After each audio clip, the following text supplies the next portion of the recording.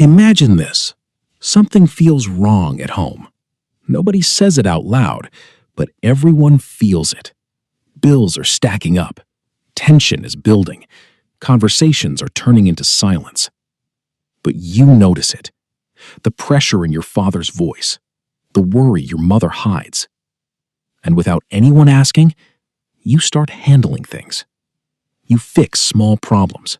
You keep things from falling apart. Not because you were told to, but because if you don't, who will? Now ask yourself, when things get heavy, do you step in and hold everything together, even if nobody notices? Even if nobody thanks you? Or do you wait for someone else to take control?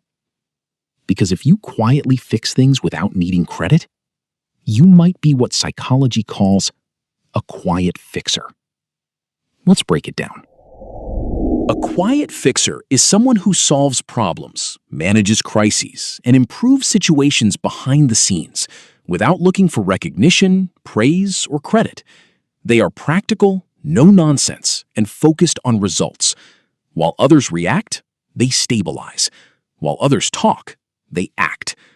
Most of the time, they are the steady, reliable presence holding things together, quietly. And the interesting part is, many people don't even realize they are one. So here are 5 signs that you might be a quiet fixer. Okay, sign number 1, and it's the most obvious one. For the quiet fixer, problem solving isn't just something you're good at. It's your automatic, non-negotiable factory default setting. It's a reflex, not a choice. It's like you don't even think about waiting for help or asking someone else to handle it. For your brain, that's not even an option on the table. Fixing it, and fixing it now, feels like an absolute necessity. But where does that intense drive come from? Well, that takes us to its psychological roots. What's really fascinating here is this idea called survival independence. This wiring often starts way back in childhood. You know, if you grew up in a home where support was a bit shaky, maybe your parents were just really busy or emotionally checked out, your brain learned a really powerful rule. If I don't step in, nobody will. And that survival tactic, over time, becomes this permanent, almost unconscious strength. And listen, this need to fix things doesn't stop at leaky faucets or messed up plans. Oh no, it extends to the emotional world too. Which brings us right to our second sign. You're the emotional thermostat for the room. You know what I'm talking about. You can feel that internal pressure to manage the vibe. When things get tense or awkward in a group, you're probably the one who cracks a joke or quickly changes the subject or anticipates what someone needs before they even ask. You're not just keeping the peace, you're actively managing the emotional temperature. And again, this pattern often got wired in early. Maybe you were the easy child, or you learned that you had to grow up a little too fast. Basically, you figured out how to be low demand because your young brain connected the dots and realized that a stable, calm environment was the safest way to exist. For you, stability is safety. So that brings us to sign number 3. You use action like a protective shield. And for a quiet fixer, doing nothing doesn't just feel unproductive, it can feel genuinely dangerous. Think about it. An unresolved problem, whether it's a messy room or a conversation you need to have, creates this mental static. It's a real physically uncomfortable feeling. And that's because your nervous system registers all that uncertainty as an actual threat. So taking action becomes the only way to feel in control again. And you see this pop up in emotional situations too. Let's say a friend comes to you, completely heartbroken. Is your first instinct to make them a 5-point plan to get over it, or to find a therapist for them, instead of just sitting there with them in their pain? That pull towards a solution is a huge part of this pattern. And there's a psychological term for this. It's called cognitive distancing. It's actually a pretty brilliant strategy. Your mind uses logic like a shield to keep you from getting totally overwhelmed by emotion. Now, this makes you incredibly effective in a crisis, but yeah, it can sometimes make you feel a little disconnected too.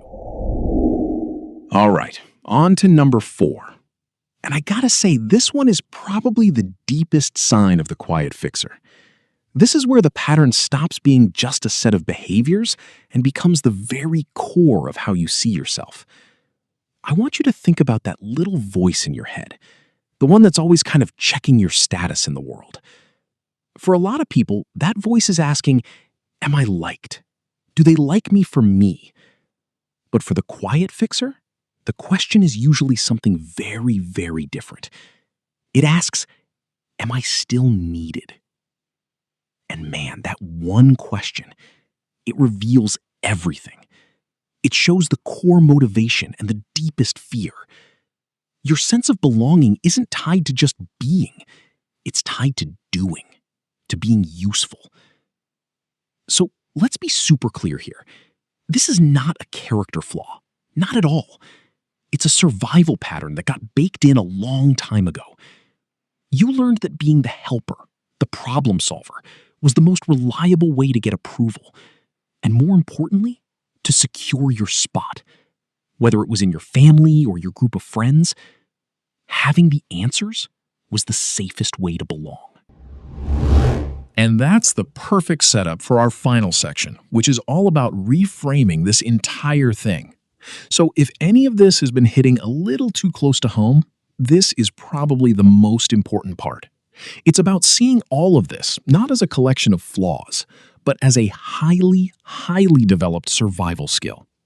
Look, quiet fixers get misunderstood all the time. People might see you as cold or distant, when the reality is you are just incredibly practiced at that cognitive distancing thing to manage chaos. They might call you a perfectionist, but they don't get that your nervous system is just desperate for the feeling of done, so it can finally rest. Or the classic, they label you a control freak without ever realizing that you're just trying to find some safety by taking action. Let me just leave you with this, because it says it all perfectly. You aren't too much, and you are not cold. You are simply a person whose brain learned, out of pure necessity, to prioritize responsibility over safety and strength over softness. And that really gets to the heart of it, doesn't it? Being a quiet fixer is an incredible power. It lets you walk through chaos in a way that most people just can't. But that power, it shouldn't have to be a burden that you carry all by yourself. So in the end, understanding this whole pattern, the why behind the way your own mind works, it's not about blaming anyone or dwelling on the past. It's about giving yourself permission. It is the first and most crucial step to finally, truly letting yourself rest. Kudos if you made it this far. Behavior Lab is a place where we decode the quiet patterns of human behavior, the ones shaping your thoughts, decisions, and reactions every day without you even realizing it. We go deep into real psychology, the why behind it all. From research to scripting, voice, and editing, we put in the work to bring you something real, something you can actually use. If this video helped you, consider subscribing, sharing it with someone who needs it, and dropping your thoughts in the comments. I'll see you in the next one.